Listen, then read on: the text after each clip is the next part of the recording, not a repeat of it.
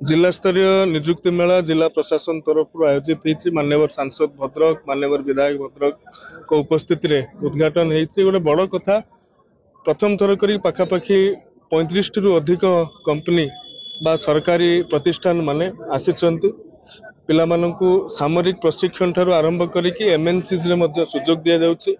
MRF ITC Bharat biotech एवं विभिन्न nationalised bank private bank मध्ये से माने आसिचंती पिला माननकु ऑन स्पॉट जॉब दबार मध्ये व्यवस्था करा जाउछि।